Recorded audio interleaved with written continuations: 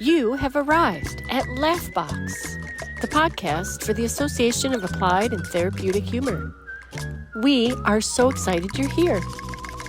Welcome to Laughbox, the official podcast of the Association for Applied and Therapeutic Humor. I'm Jim Bob Williams. And I'm Katie B. And our special guest today is Dr. Brad Miller. And Brad's going to be talking about comedy and cancer. Those are two words that you generally don't see in the same sentence. That is true. And first of all, hey, what a thrill and honor to be on Laughbox with the famous Jim Bob and Katie B. I'm stunned and amazed. So thank you for having me. Very much. Super honored to have you here with us, too. So yay for everybody. Yeah. Awesome. All right. So our general outline is something like past, present, and future. So about your journey in therapeutic humor so far. My journey in therapeutic humor goes back, in one sense, a long way. It's a long story with a amplified, shorter version. I have always been, I'm a retired pastor, was in ministry for 43 years. And throughout my whole history as a pastor, I just always liked to employ humor in my messages and in my interactions with people. I was known as the dumb dad joke guy and that kind of thing, and would usually kind of frame my sermons and things like that with a joke at the beginning or the end or both, and humor stories out of my life. And so I found that would be an effective form of communication, not only in that, but also when I would interact with people in the hospital and different situations, even in funerals and things of this nature. I just found that the people I was around, Katie and Jim Bob, in my ministry and in my life, when I took the attitude, the Bible says a cheerful heart is good medicine. And when I came with that approach and listened to the humor in their lives, even in bad times, things were better. Things were lifted up a little bit. And because we live in such a depressing, messed up world in many ways, when I saw that happening, that's what I clung to. And so when I did various things in ministry, I was a church planner for a while. So we had drama and we'd often infuse humor in the drama. We'd create videos and this type of things. We often would have kind of a humor slant on those things, but mainly in this personal interaction with people, hospital settings, funerals, things like this. When people were able to tell a funny story or tell a story that brought a smile to the face, it wasn't always a hot story, but it was a story that brought that. So that's a long story. That goes back my entire life, really, because I'm a preacher's kid and my dad had that attitude as well. But a couple of years ago, my story took a bit of a turn when I was getting ready to retire in the summer of 2022. And my wife and I were looking forward to me retiring and moving on to travels and other things we wanted to do, grandkids and all that good stuff you do in retirement. And then literally a month after I did retire, I got flagged for cancer. It turned out to be a rather aggressive form of prostate cancer.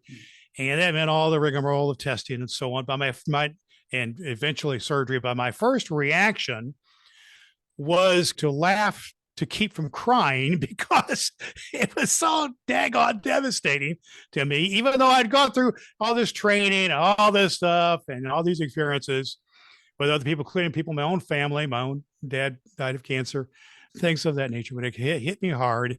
And so I went and I just had to laugh and chuckle. I had to hand the phone off to my wife and with some tears and that kind of stuff. But I saw that dichotomy between grief and kind of the grief and the anger and all that kind of stuff, and kind of the nervous laughter and that kind of thing, which happened. And I immediately went off went into a funk. I called it my Queen of Denial stage, because I was like Cleopatra. I was that way. But I went out there and I finally decided, okay, I'm not the type of person that I can get into a funk moments, have my depressed moments, my grief moments, my shock moments, but I don't want to stay there. That's not my style. That's not what I'm about. That's not what I taught in my ministry all those years, and not what I wanted to be here now, and certainly not the life I wanted to live with my wife and my 3 adult children and my 2 granddaughters. Didn't want to have that there. So I just said, okay, what are you going to do about this, Brad? So I said, okay, I did an evaluation of my resources. This is what I teach now. Okay, let's assess where you're at. You go through the shock situation, you go through that. Then what are you going to do? You assess what your assets, what do you got going for you? So I had my 43 years of ministry experience. And I had also, my doctoral degree is in transformational leadership, transforming organization, churches, and other organizations. And I said, okay, what can I do to apply my doctoral studies and all this work I've done in transforming lives and organizations? How can I transform my own life and be helpful to others? And then, so what else I like? I said, I like comedy stuff. I like to laugh. I like not only tell dumb dad jokes myself, but I like comedy shows. I was a little bit over the years influenced by late night comedians, David Letterman, big fan of him, that kind of stuff, wry humor, that kind of thing. And then some of the things that were particularly emphasis on people with disease and other things like that. Years ago, they had the comic relief, which had to do with hunger and so on, and then other things of that nature. I thought, okay, comedy can be leveraged then towards doing some good here and taking action, which is my bias. If you're going to get out of your funk, you just can't stay stuck there. You got to take some action. And that led me eventually to getting really involved, getting more. And I've always been involved somewhat in the research of therapeutic humor. Years ago, I read Cousin's book about the anatomy of illness. Elton Trueblood is a guy who you may or may not be familiar with, but I got to meet him. He has a book that came out many years ago, 50 years ago, about the humor of Christ. And I got to meet him towards the end of his life. And so that kind of aspect. I got to start reading a little bit, but it basically I decided, okay, what else do I like to do? I've been in podcasting for about 12 years and radio before that. Okay, I've been doing a podcast, doing some other podcasting endeavors I've been doing, but maybe I can turn this around. So that led me to create about a year or so ago, a little more than a year ago, the Cancer and Comedy podcast. And I have a co-host, Deb Creer, and she and I got together. She's a breast cancer survivor, and I'm a prostate cancer survivor, and we both like to have fun. And we've come together and we've created this podcast. We published episode 57 just today, and we have a lot of fun with it. When among the things that we do, Katie and Jim Bob, is and we research and talk about some of these therapeutic issues. We break them down ourselves because our own research. We also bring in guests we have to speak to them as well. And these include guests who are on the little more the serious side, but also actual comedians who have dealt with their own trials and tribulations, health-wise and otherwise. We talk to those people, have a lot of fun with it, and then we seek to help. Our whole focus here is to help cancer-impacted people to heal with hope and humor. So that's what we're all about. We contracted into turning the grim of cancer into grins. We turn the grim to grins. So that's a short story. There's more to it there, and there's some other twists and turns there, but that's got me involved in it. And now I'm hooked on it. So I've been doing that. So does that help a little bit? Give you a little framework? Oh, that helps a lot. And I think we've been living. Yeah, I think we've been living in parallel universes. Okay. You're a prostate survivor too. Is that right, Jim? That's right. Back in 2020, I was diagnosed with prostate cancer during Prostate Cancer Awareness Month. Right? What a way to become aware of it. September, that gets you. It gets your attention, doesn't it? It certainly does. I'll say that much. It says, okay, here we go. Got to deal with this. Yeah. The first time I did it, I said, okay, how can I find the humor in this? Because what's funny about cancer? Nothing at all. It's that grim. It's we call our podcast Cancer and Comedy because cancer is a metaphor not only for the disease of cancer, but bad stuff that happens. Cancer is basically the multiplication of bad cells that happen in your body, bad things that can happen with its other diseases or mental health or violence, any number of things, anything that can happen. And then we use the comedy kind of as a metaphor, not only for belly laugh stuff, but having more of an outlook of cheerfulness and approach to what can you do about something rather than be dissolved into the depression. I think the whole process of being diagnosed and then going through treatments and that's where you can find the humor. And that's where you can reach out and connect with other people and turn that grim into grin. That's what we like. That's what we like to do here on our podcast, and love what you do with yours, and just similar focus of seeing the humor in things and leveraging that for healing. Love that about what you do. All right. So how did you find about AATH? I'm a kind of a researcher type guy once I get involved with something. And so I just started digging around. I also been very involved with the podcasting world. So I go to these, I've been fortunate enough to get involved with some of the bigger podcasting conferences. I spoke a couple of times at one called Podfest, one of the bigger conferences, and then I sponsor my own podcast conference here locally. I'm based in suburban Indianapolis. I have my own podcast, so I've gotten involved with that world. Mm-hmm.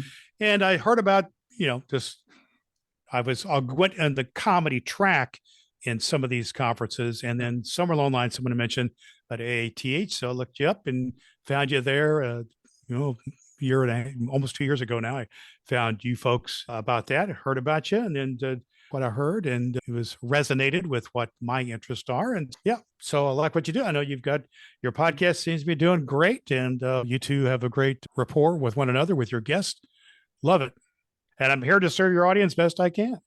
So can you tell us about some of the current projects you're in and some of the things you've got going on? I know you've got the podcast. Are you doing any local speaking? Are you doing a stand-up tour, any fundraisers? Yeah, I got a little bit of all that going on. I have a little talk that I give, and I'm going to be speaking at a local healthcare facility pretty soon about the part about cheerful heart is good medicine, that type of thing. But I really I'm been working with developing my own kind of TED Talk sort of thing that I'm working on. And these various things.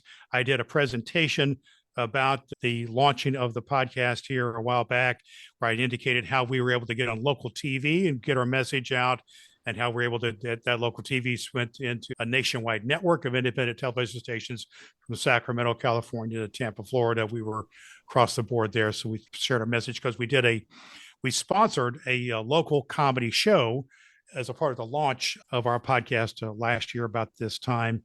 And so we brought in Rick Roberts, a comedian, a touring comedian who has also a prostate cancer survivor, and he has a great show. He was in some of these movies about Andy Griffith's show, Mayberry redone. He does a Don Knotts, a Barney Fife character, which is really cool, killer.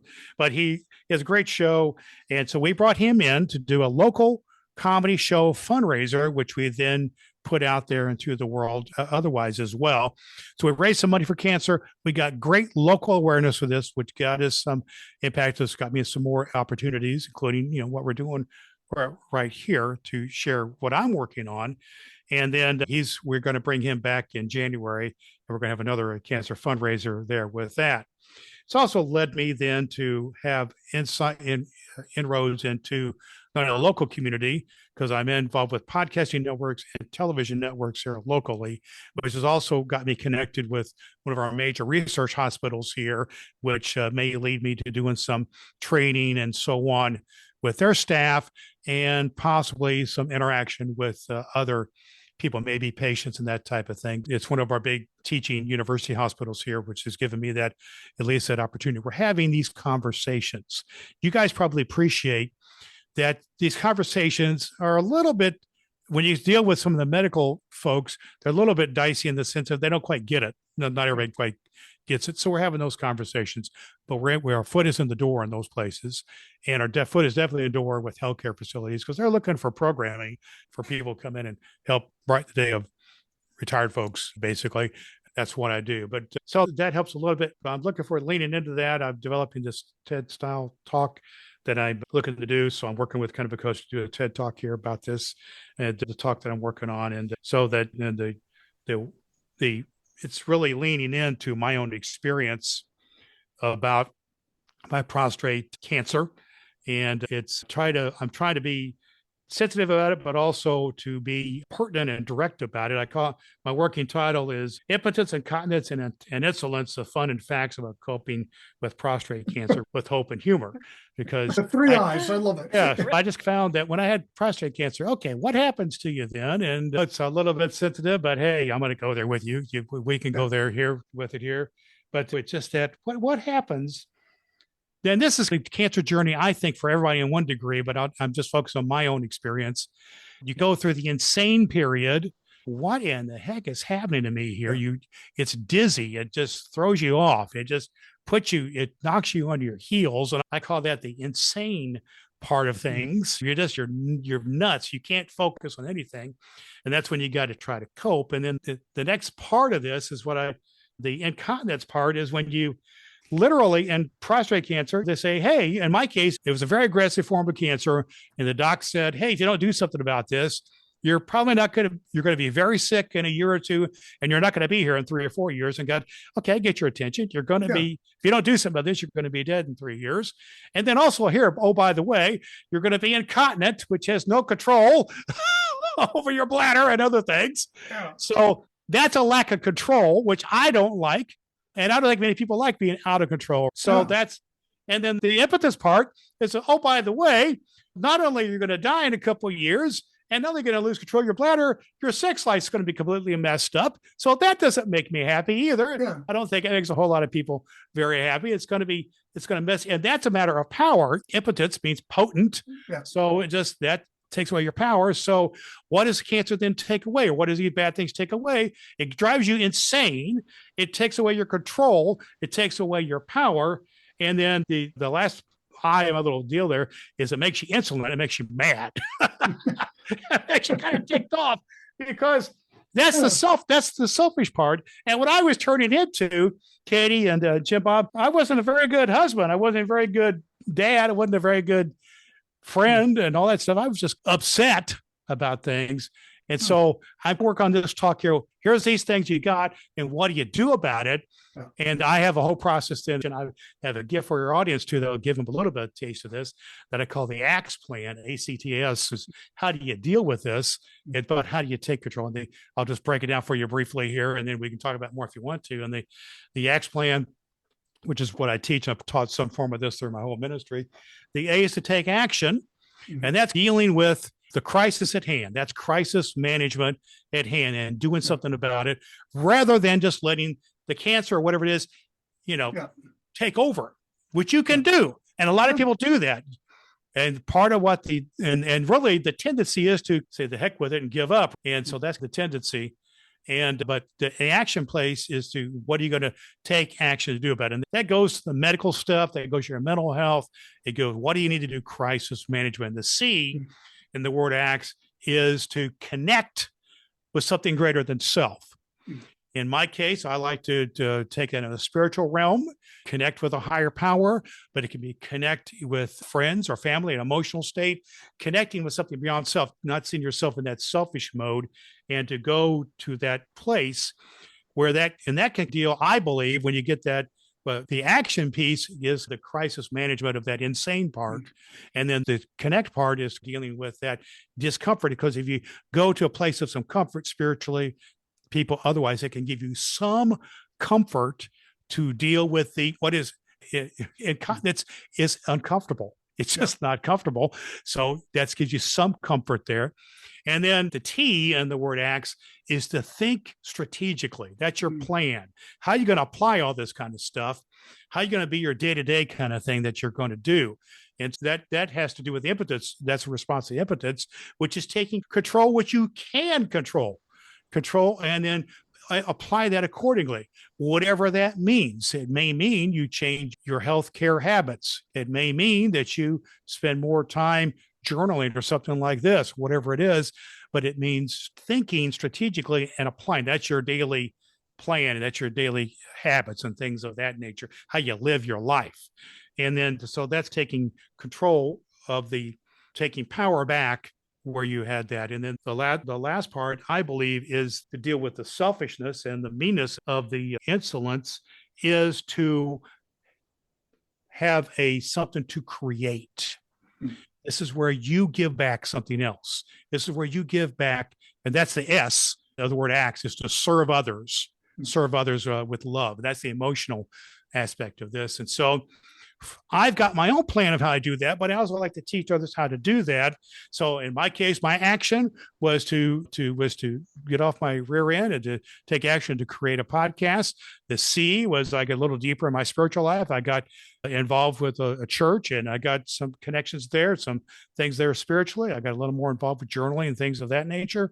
The T is I began a process here, which is writing out what I'm talking to you about now, my own process of here, breaking it down, writing it out. And the S is to serve others with love, which is where I actually then produce the podcast and give it to others and teach this process, which is the gift I'm going to give to your audience here today, is this whole process here. And so that's what I do. I now teach this stuff, and I try to help people to heal with hope and humor. And my co-host Deb and I do that. We've created a community on our Facebook page and so on, and other things at cancerandcomedy.com to help that. And the idea is to bring people together who have this same mindset that a guy, I'm not done yet. Cancer, whatever it is not going to beat me down and not done yet. And here's the results of it. I want to tell you how it manifests itself in the results. Because what I then created, and the goal for people that I shoot for with them, is to create a cancer coping credo, which is an actual statement that I read on a daily basis for myself. And then I help people to create their own credo, the kind of their statement of faith or statement that cancer is not going to beat them and that kind of thing. And so that's what I did for myself. And it's a practical, I like to think in practical terms. And will you allow me to read my own credo? Can I do that? Yes. So this is what I created for myself.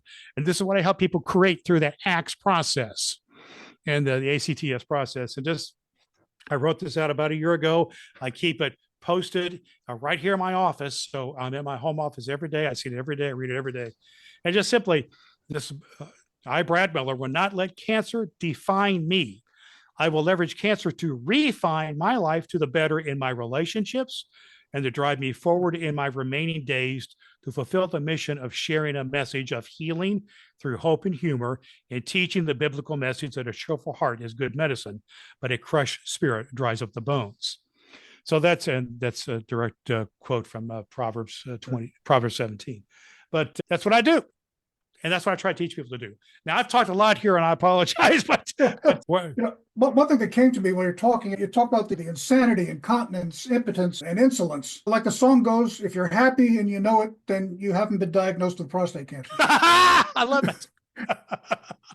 Yeah, that is a true statement, my friend. And you hear horror stories, you talk to people, and you go to Dr. Google, dangerous thing to do. And as Jim Bob, particularly, I know you do too, Katie, prostate cancer in particular impacts, I don't know the exact statistic, but it's the majority of men, particularly, I'm over 60, particularly over 60, the majority, it impacts us.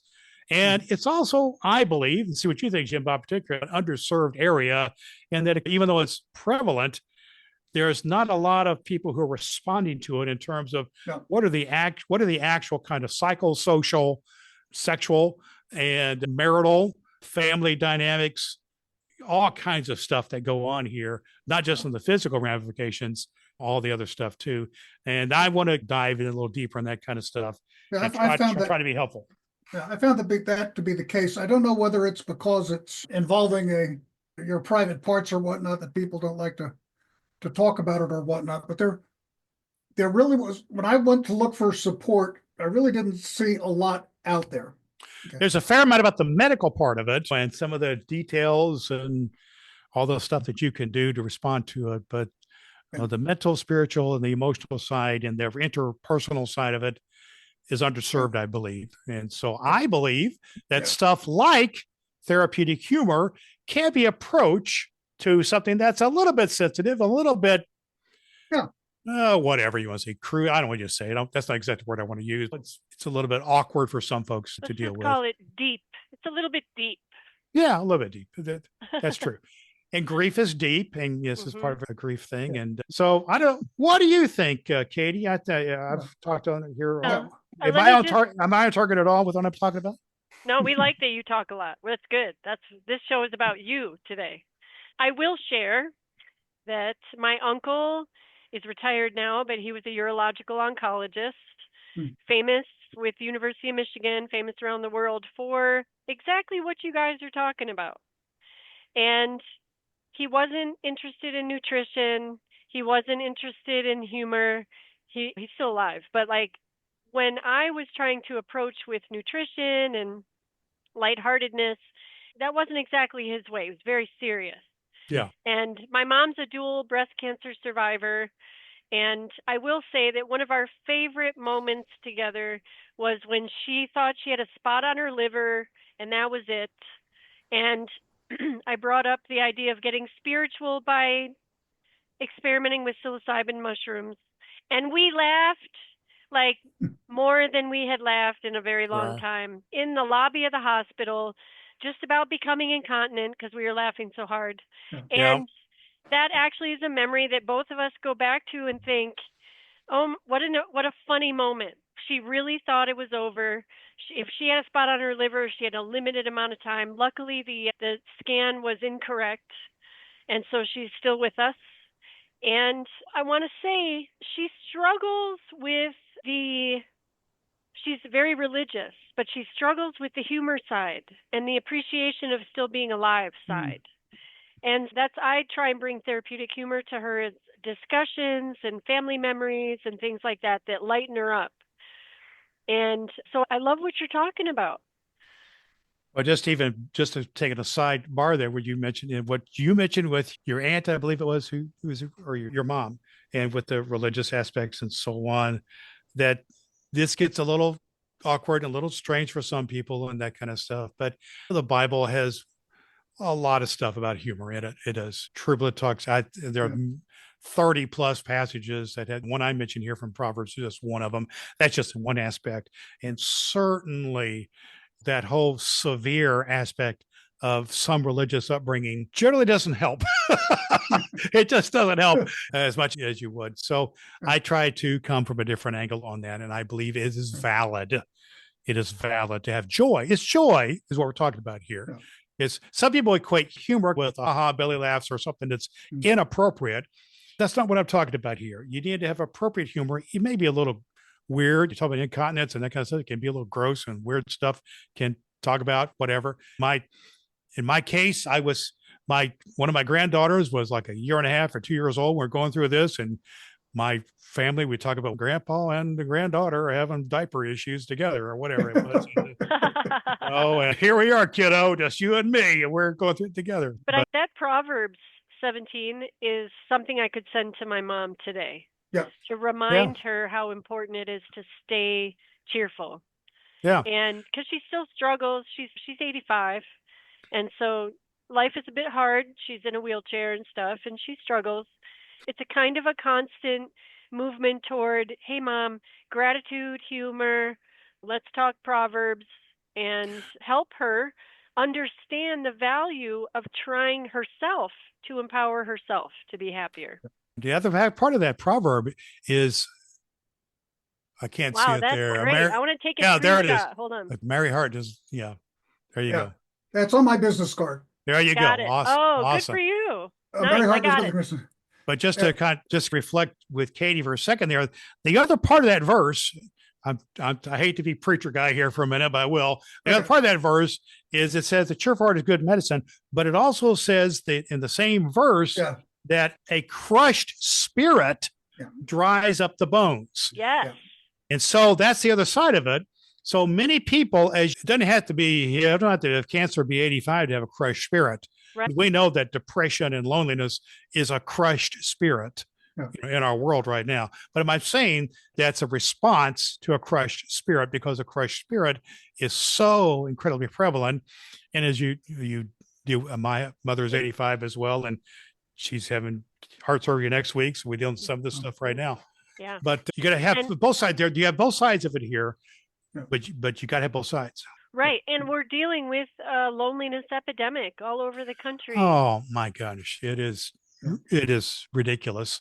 And in a sense, the more we have connectivity electronically with any number of ways that we're doing it, you two are in different parts of the country. I'm in Indianapolis and you're in West Virginia and California, and we're connected that way. That's all cool. That's great. That's gravy. But we also know there's still isolation in people all over the place. And we got to do something about that. We got to be responsible. And I think therapeutic humor is one way to do that. But you also got to get out there interpersonally, not just electronically, to do that. And so that's one of the reasons I'm a big believer getting out there just every day, and try to put maybe a little, put it on your happy face a little bit, even if you had a bad day, but to try to brighten up somebody else's day. That's one of the reasons one of the things I say almost every day when I go out wherever I'm at, my greeting to people, whether it's somebody serving me coffee or whatever, is "Hey, young man," or "Hey, young woman." They could be 4 years old or 94 years old, but it seems most of the time it brightens their day if you just say that young, and more, many times, no one's called me young in a long time. And so that's one of the things I do. Let me share briefly that I have a nonprofit. I'm just going to do a quick plug. Joy First Foundation is all about that interpersonal connection. So wherever I go, I have cards like this that say, "Thanks for being on Earth today." And then I give a standing ovation to whatever stranger is in front of me. And I tell them that they matter. And I say, "Thanks for being on Earth. Thanks for all you do. Thanks for all you've survived." And I send them with a little 3D printed joy. Oh, that's cool. It's quick and easy and makes a big difference. People cry. They tell me their stories, and everybody here at AATH knows all about it, so we don't have to go on too much about it. But I just wanted to plug that because that is exactly what you're talking about. It's copacetic, if that's a word. I'm not sure if it's a word or not, but I like to use it. That you think that way, because one of the things I do is I carry these little cards around with me, are joke cards. And I don't know if you can see it or not. I buy these called word teasers. And anything else, and they're just one-liner dad jokes. Here's the one that I just pulled out. What do you call two birds stuck together? Velcros. So I just give that to, if I'm riding around, give it to people as a gift. Yeah, you want to joke? You want to joke today? Sometimes I tell them a joke if it's appropriate, like that. But a lot of times I was giving this, and I go, "Hey, thank you for that kind of thing." A tangible thing. My dad, I learned that from my dad years ago. He would carry around a pocket full of little tiny crosses. And he just everywhere I go, give somebody a cross. And there's still people I meet today. He's been dead for 8 years. Still people. I met somebody the other day who was, "Hey, I remember your dad gave me a cross 20 years ago." That's my version of sort of something like that to brighten somebody's day. Just like what you're doing, Katie, with Share Joy. How awesome is that? Now, I just want to know what Jim Bob's doing. What are you doing, man? What are you doing to help people out? I write jokes. That's what I do. There you go, my man. Very big of the dad joke humor there. And I'm thinking we have to have some other conversations because I'm seeing that we have a number of Venn diagrams that are overlapping here. Yeah. Okay. But let me start with one. One is, which authors did you find to be most helpful? I'll share mine first. The first book I ever read about prostate cancer was by Jerry Parisho, may he rest in peace, called "I Barf, Therefore I Am." Jerry was a writer for The Tonight Show. Wow. Diagnosed with prostate cancer, and he survived it for many years after that. But it was his training as a comedy writer that helped him navigate the hard stuff. Okay, I might have to get that one. Yeah, it's excellent there. There's also there's a gentleman named Harold Walensky. He's with the ASPI, which is a group trying to promote awareness of active surveillance as a means of managing the lower risk of prostate cancers.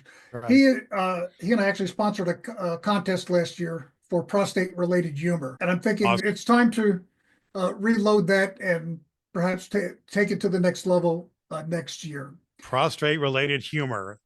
Wow, I can see the website now, prostaterelatedhumor.com. That'd be great. It's got to just figure out. We don't. It's not a glamorous disease. Okay, a lot of it seems that people, you see like Joe Torre, manager of the Yankees. Yeah. A lot of people. In fact, when you see a celebrity who disappears for a couple of days for a procedure and comes back and doesn't say anything about it, it's probably prostate cancer. They probably just had the radical. Yeah, you hear about it once in a while. Different people handle it differently. I know there's. Yeah. I'm an old rock and roll DJ from back in the days, and so there's been a couple of old rockers who I can't think of the names now, who've passed away from prostate cancer because they didn't do anything about it, that kind of stuff. Yeah. And that kind of thing. They ask what I read and that kind of stuff. I haven't read those particular books about prostate cancer. To be honest with you, my prostate cancer research has been mostly online, that kind of stuff. I've been reading other stuff. I've been reading the Kleinsberg book and breaking that down. That's Healing Power of Humor by Alan Klein, available to fine bookstores everywhere. Okay. Yeah, Alan Klein, Healing Power of Humor, some of his other stuff. I've read other things as well. I went back and I believe in the sense of having a purpose in life. So I reread Warren's book of The Purpose-Driven Life, things of that nature. And I have several. I got a whole big bunch of books back there, and I got a whole bunch of books right behind me. A Laughing Cure by a good guy named King is one I read recently, which I found helpful. I think I found a long lost brother here. Yeah. So for those that can't see, they're bragging about their libraries. But I read this one recently. Brian King, who's a doctor and a stand-up comedian, The Laughing Cure. I've been reading that kind of stuff, more of a therapeutic humor generally. But thank you for pointing me towards some of the prostate specific things. We need to share reading lists here because I think we could come up with an essential library. Have you heard of the website prostatecancer.net? Yes, and I've been there and looked at that. And there's a couple other prostate related cancer sites as well. I've looked at probably not all of them, I'm sure, but a bunch of them. And so, I'm familiar with that. And I just think there's good stuff there, but there's room for more growth, don't you think, Jim Bob? Oh, definitely. It's terrible. There's so little promotion of prostate cancer awareness. When they sent me the blue awareness band, I wasn't sure where to wear it. But wow. That's about as risque as we get here on Laughbox there. That's a little low, and that's as low as I'm going to go on that. So that's right. Yeah. Oh my gosh. I was the poster child for prostate cancer awareness last year. Okay. Yeah. Although when you're in your 60s, all you can do is get on the lawn and yell at the Make-A-Wish kids. It's terrible. There you go. There you go. I'm sorry. That's where my mind takes me in that. But I'm right there with you. It just that I'm going a little further out than you. I'm going to let it be.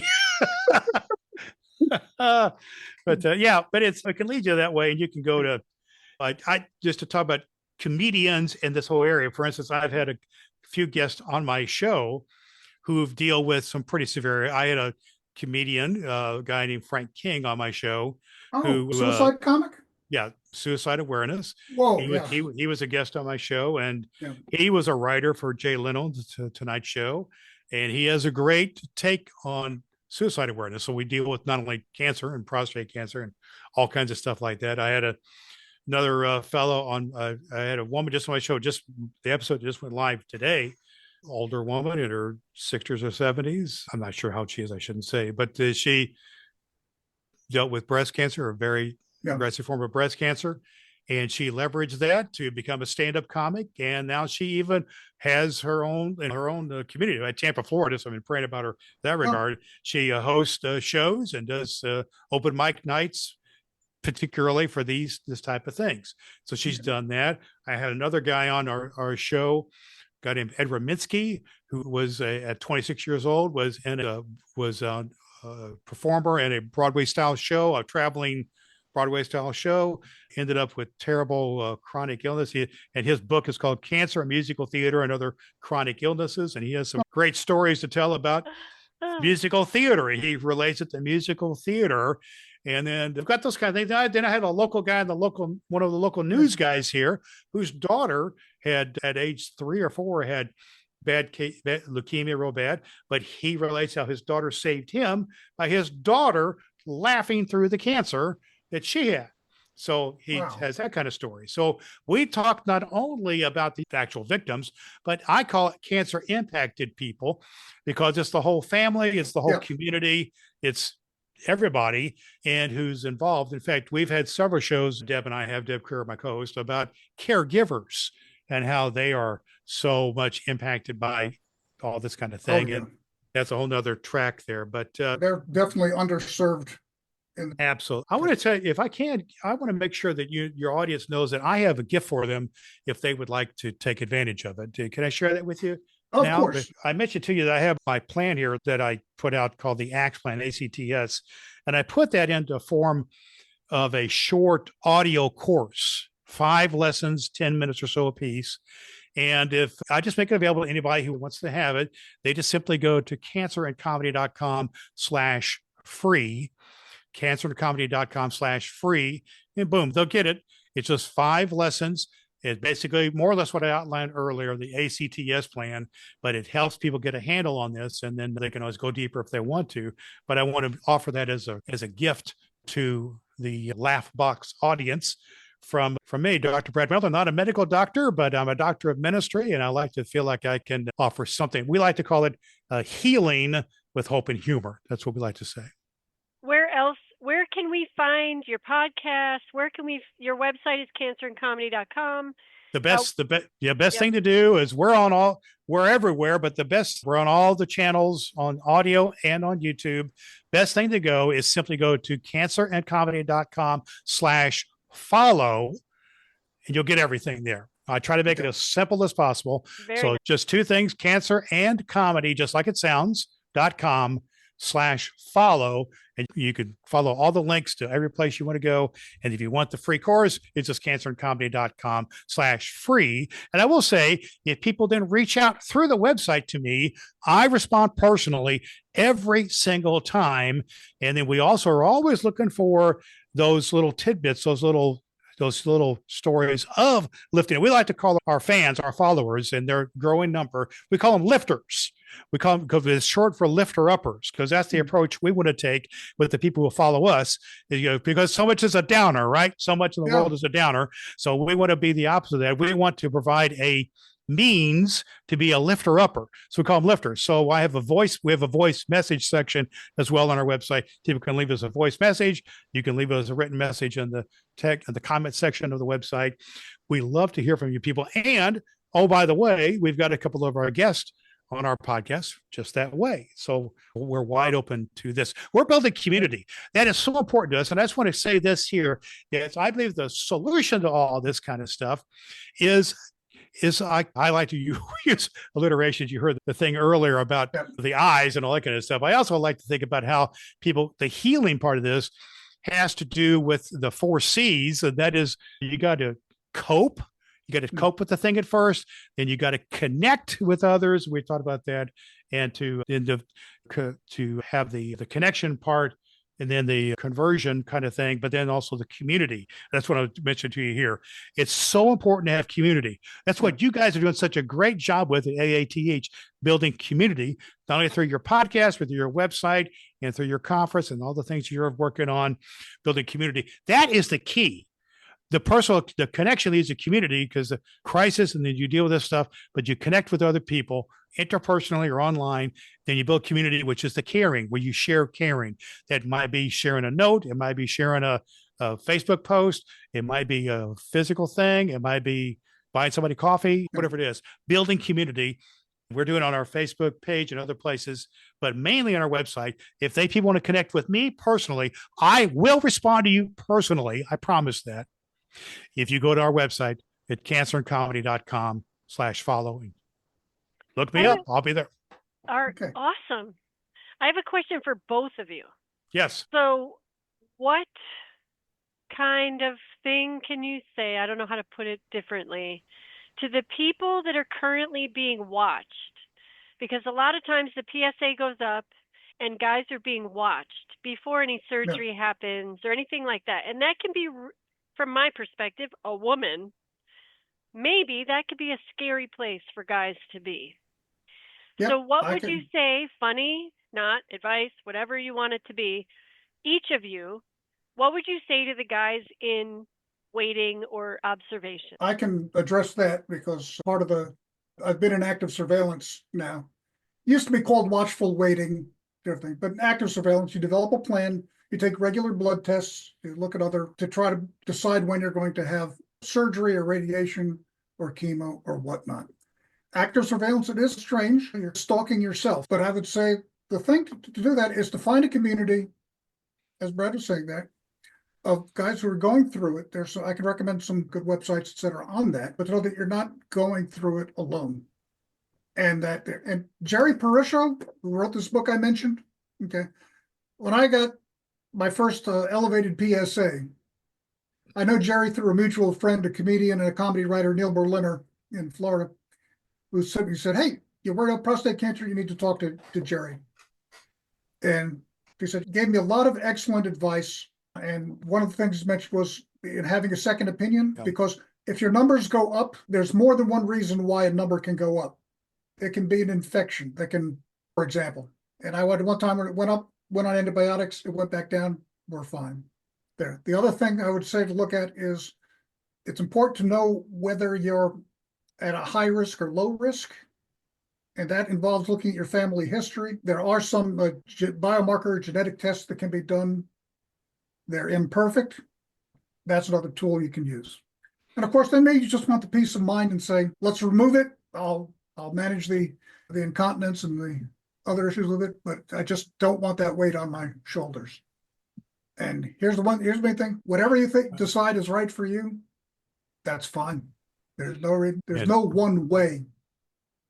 I would just affirm and basically second everything Jim Bob is saying and add my own twist to it or angle to it or add to it in this regard. I have always experienced and felt that waiting is one of the hardest things people do in any kind of a medical situation. And believe me, I've spent a lot of time in waiting rooms in hospitals and doctor's offices, not only for my own deal, but in my ministry. I'm talking sometimes overnight and things like this.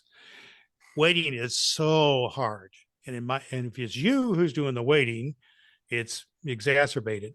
In this particular case, that is for my case, I think many people's cases, that's one of three approaches to prostate cancer is basically the watch and the wait and the observing and the blood test and so on and so forth.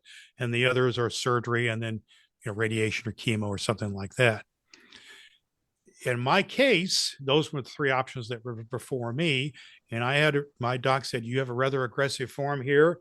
And if you decide to do the waiting thing, you just need to know that these are the ramifications of it. So that's one aspect, that conversation with your doctor. And if you need to get second opinion, and I sought some of that kind of stuff out as well. I've had a great deal of trust in my doc, but still it was hard and that kind of thing. But the other things I would say is be very intentional about reaching out to people who can inform you, good, bad, or otherwise. In my case, the doc is one of them. I'm going to give you three groups of people. The doc, the medical people is one of them. The second was some friends of mine. I being a guy in my 60s, some of my friends, some of my buds been dealing with this. So I said, man, I called one of my buddies on New Year's Day. I said, we need to talk. And we had a great conversation. And I talked to two or three other people who dealt with this, or they had relatives who dealt with this. Those were helpful. It gave me different perspectives because basically almost everybody's dealing with those three choices and they're dealing with their own deal, just like you're saying, Jim Bob. And then the other one that I just need to share that is really important here is your significant other, your spouse. Yeah. With my wife and I, we had to go deep on this because I was one who wanted to wait a long time. And I wanted to wait it out because I was not. I'll just be frank about it. The whole impotence thing was not a thrill for me. Okay, it was not. It was just not. And we had some talks, and we've had some deal with that in some other ways, resolution in that regard. But the whole thought of incontinent impotence, the whole being without control and without power for the rest of my life. I was just thinking, okay, then why do I really want to live? It's a part of my thinking. And she didn't like to hear that kind of stuff. We had to go some kind of deep, a little bit dark places on that.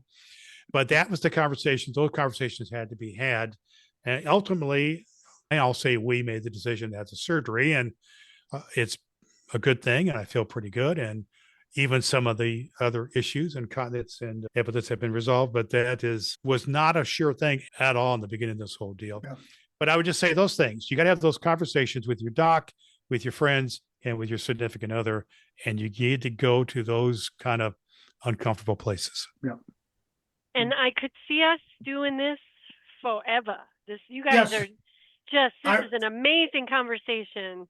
Yeah. We have a limited amount of time. Go ahead, Jim. I know that There are some other. You'll be getting an email from me, Brett. Don't worry. I'll try.